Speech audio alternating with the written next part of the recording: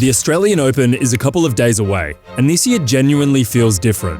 Not just because it's the first slam of the year, but because the lead-in has been chaotic, funny, unpredictable, and in some ways, very revealing. This doesn't feel like a tournament where everything is neatly scripted. It feels like one where pressure is going to expose people. Before we even talk about the players or the draw, we need to talk about the one-point slam, because it might honestly be the best thing to happen to tennis in a long time. 1 point, anything could happen, winner takes all. And the ATP players completely forgot how to serve. Instead of hitting a proper second serve, most of them just rolled the ball in. Double faults were everywhere. Meanwhile, WTA players were actually committing to the moment.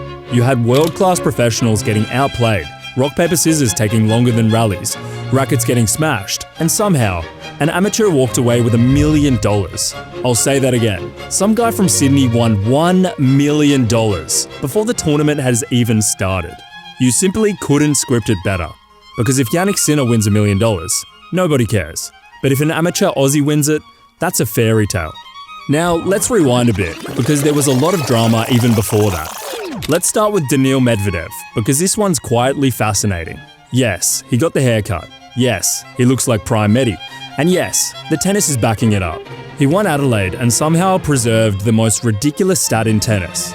22 career titles at 22 different tournaments. He has never defended a title, not once. For some reason, that just makes perfect sense. This feels like 2021 Medvedev. Focused, efficient, dangerous. Across the ocean, a tournament was heating up in Hong Kong, and Alexander Bublik was making his stand. He took the title, beating Lorenzo Musetti in the final, and suddenly people are talking about him as a genuine threat. But here's the problem. Bublik has played 9 Australian Opens. He's only won 3 matches total. That's not a small sample. That's a trend. So yes, he could absolutely make a run, but he could just as easily lose round 1 to a wildcard who's never won a tour level match. Welcome to the Alexander Bublik experience. Musetti, on the other hand, feels different. If he's healthy, and that's the caveat, this looks like a big year for him. Probably not Melbourne, but across the season, and especially on clay, he feels like a guy who's about to take a step. At the United Cup, Poland took out their first trophy after dropping back-to-back finals. And the man leading the charge was Hubert Hurkacz. He's quietly having one of the best resurgences on tour.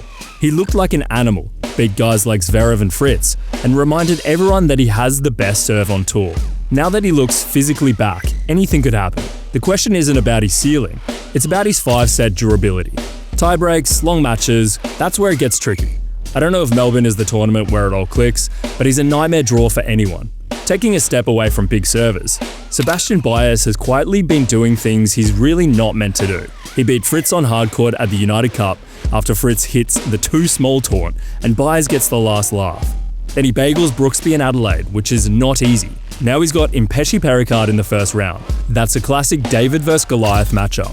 The smallest guy on tour versus one of the tallest. About a month ago, I made a prediction that Carlos Alcaraz would win the Australian Open. Then he decided to part ways with his coach shortly after. Thanks, Carlos. But Alcaraz feels like the kind of player who doesn't need a lot of guardrails. This is the same guy who went to Ibiza before Wimbledon, ignored advice, and then won the tournament with basically no experience on grass.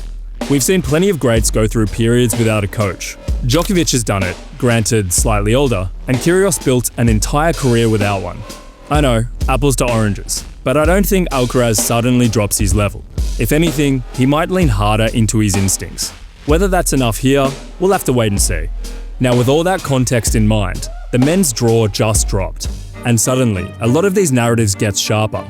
Jannik Sinner and Novak Djokovic are in the same half of the draw. Sinner opens against Hugo Gaston, tricky but manageable. Djokovic opens against Pedro Martinez, solid but not terrifying. If both play to form, they're on a semi-final collision course. And that matchup is loaded. Sinner is chasing a 3rd straight Australian Open. Djokovic is chasing slam number 25. One is trying to cement the new era, the other is trying to steal one more chapter from history. But this is the biggest question of the tournament. Djokovic skipped Adelaide. There are fitness question marks, and he hasn't won a slam in 2 years. But Melbourne is his house. 10 titles, a place where anything can happen. That said, if the body doesn't hold up, this draw is dangerous. Players have now seen he's beatable. And once you know he's mortal, the floodgates open. Alcaraz, as the top seed, lands on the opposite side of Sinner and Djokovic. On paper, it's a cruisy path. He avoids the biggest threats until late, but nice doesn't mean safe. Still, if he's in form, he probably avoids real danger until the quarters. For the home crowd hero, Alex de Minaur got a nightmare draw. Berrettini in the first round, then potentially Bublik, then possibly Alcaraz or Zverev. But sometimes, the hardest draws create the best stories, and if it's going to happen anywhere, surely it happens on home soil. For the newcomers, Fonseca's been gifted a relatively straightforward first couple of rounds, and if he gets through those, he'll likely meet Sinner in the third round. That's his biggest test to date, and it will be a full-throttle, big-hitting spectacle. Overall, this Australian Open feels alive. Sinner chasing dominance, Alcaraz chasing a career slam, Djokovic chasing immortality, Medvedev lurking, and a bunch of newcomers sitting on the wings waiting to pounce. It doesn't feel as straightforward as the past few years. It feels like pressure is going to expose people. And that's why this one will be must-watch. So I'm curious, what are your predictions from the quarters onwards? I'll put mine up on the screen. Let's see how wrong we all are. And if you enjoy these videos, consider subscribing.